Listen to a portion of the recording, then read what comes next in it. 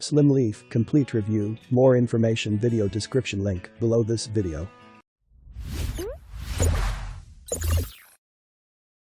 Women over 35, struggling with stress eating and worried about how that's going, straight to your waistline. I lost 53 pounds eating cakes, pizza and ice cream simply by flipping the carb burn switch inside my body. Discover how a near tragic experience led an Arkansas woman to discover the secret carb burn switch and lose weight while eating delicious carbs. Now you can use this breakthrough to get rid of those belly rolls, flabby arms, or chafing thighs from the comfort of your home too.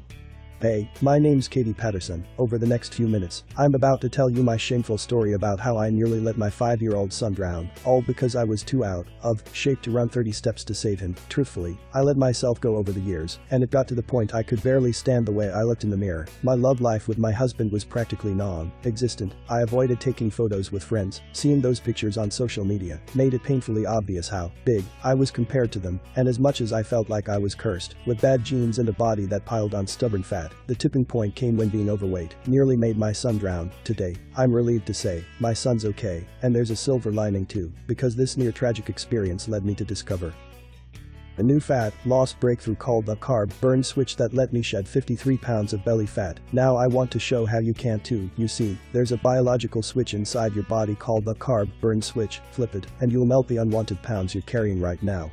And it also makes your body burn carbs for energy, instead of storing it as fat. By flipping this carb burn switch, I've been able to shed stubborn fat without giving up my favorite foods, and I've even thrown away my baggy mom jeans for skinny jeans. Now, I'll show how you too can get the kind of body you've always dreamed of, and maybe even get that coveted thigh gap. Plus, if stick with me for the next few minutes, I'll also reveal why Ivy League scientists say this little-known hormone is a major predictor of future weight gain. What's more, this 13-cent herb from Walmart will help you crush this fattening hormone. I'll show you what this is in a minute. I'll also reveal why that one annoying friend can eat whatever they like and never gain weight, and how you can transform your body to become like theirs so you can eat your favorite foods too without worrying about the scales. You should avoid carbs to lose weight. Right? Wrong. The billion-dollar keto and Atkins industry have been pushing the lie that carbs are evil. This is simply not true.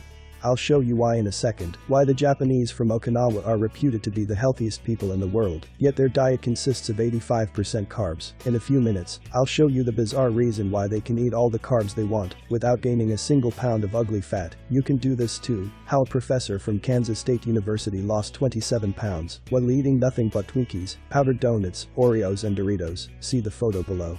I'll reveal all of this and more right here on this page. But before I get too carried away, let me introduce myself properly. Okay, as I mentioned earlier, I'm Katie Patterson, and as you've probably guessed, I'm no scientist or diet expert. I'm just a regular gal from Arkansas City, where I live with my son Ben and my husband, Jason, and while I've always been the chubby girl for most of my life, my body fat began accelerating after I had Ben. It was like my body floored the gas pedal on my weight, and every year, my belly got bigger and bigger.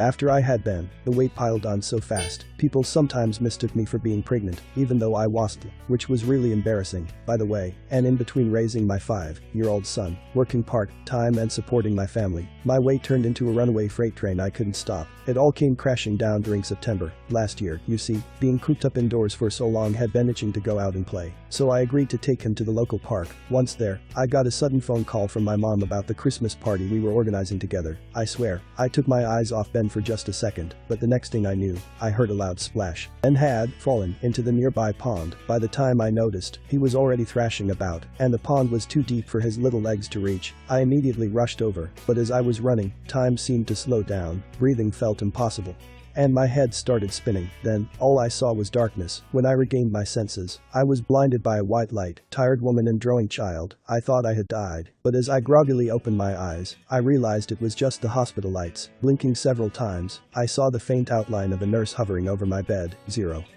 I thought I had died, but as I groggily opened my eyes, I realized it was just the hospital lights. Blinking several times, I saw the faint outline of a nurse hovering over my bed. Seeing me regain consciousness, the nurse hurried away. A few moments later, she came back with a doctor. My head was pounding, but I didn't care. The first words out of my mouth were, "Where is my son?" The doctor assured me Ben was fine, and that I should worry about myself first. They told me I suffered a blackout, most likely due to the health complications that came with being extremely overweight. Yes, I knew I wasn't in the best shape of my life, but I wanted to see my son. Seeing me agitated, they let my son and husband come into the room shortly after.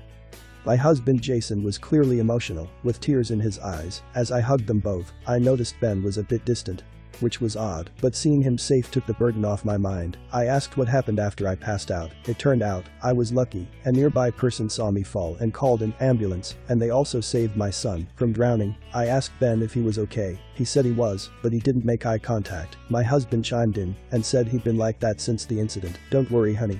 Ben's strong, he'll be okay. We need to talk about you. But I was worried about Ben, not only physically, but the emotional toll this would have on him.